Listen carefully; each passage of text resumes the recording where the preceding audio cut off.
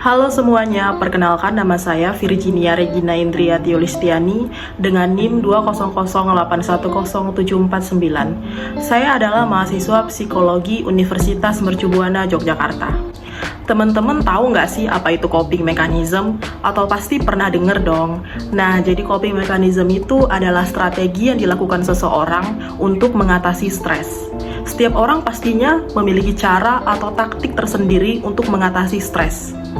Kalau teman-teman gimana nih bentuk coping mechanism yang biasanya teman-teman terapin? Sebenarnya coping mechanism itu sendiri terbagi menjadi dua jenis. Yang pertama ada jenis negatif dan yang kedua adalah positif. Nah, kira-kira kalian semua masuk ke kategori yang mana ya? Yuk simak penjelasannya.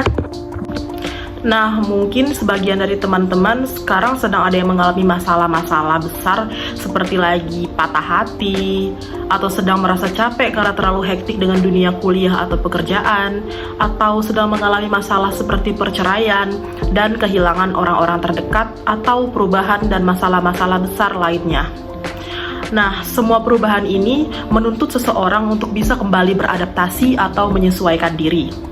Tanpa adanya coping mechanism yang tepat, perubahan yang terlalu banyak dalam waktu yang cukup singkat bisa memicu masalah mental loh, seperti gangguan kecemasan atau bahkan sampai depresi. Hal tersebut tentunya membutuhkan strategi coping mechanism yang tepat. Coping mechanism yang tepat bagi orang lain itu belum tentu loh cocok untuk diri kita sendiri. Nah, di sini saya akan membahas lebih dalam bagaimana cara untuk menentukan strategi coping mechanism yang tepat untuk kalian terapkan sesuai dengan masalah yang kalian sedang hadapi masing-masing. Nah, yang pertama itu ada strategi coping mechanism yang berfokus pada masalah, yaitu dengan mengambil tindakan untuk mengatasi penyebab kalian bisa mengalami stres. Sederhananya, strategi ini dilakukan dengan mengubah situasi atau menghilangkan hal-hal yang membuat kalian stres. Contoh dari strategi coping mechanism ini adalah mencari bantuan konseling, mengakhiri hubungan dengan seseorang yang dianggap sebagai pemicu stres, dan menetapkan batasan pada diri sendiri.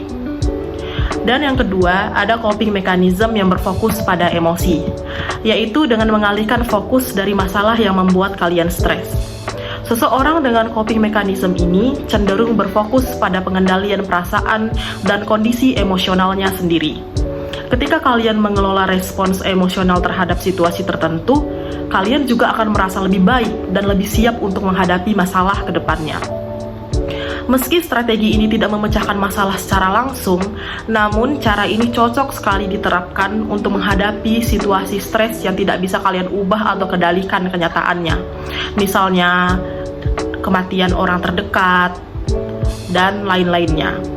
Contoh dari strategi coping mechanism ini adalah mencoba untuk mengintrospeksi diri, melakukan terapi relaksasi seperti melakukan yoga atau meditasi, dan melakukan journaling.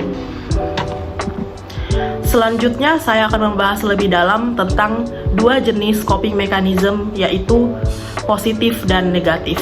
Yuk, simak penjelasannya. Yang pertama, ada coping mechanism yang sehat atau positif, yaitu suatu kegiatan positif yang kalian lakukan untuk mengalihkan sementara pikiran dari masalah yang dialami, seperti melakukan hobi, bermain dengan hewan peliharaan, menonton konser, traveling, merawat diri, berolahraga, menonton film, bercocok tanam, dan kegiatan-kegiatan positif lainnya. Dan jenis yang kedua, ada coping mechanism yang tidak sehat atau negatif, yaitu suatu kegiatan negatif yang kalian lakukan untuk mengalihkan sementara pikiran kalian dari masalah yang dialami.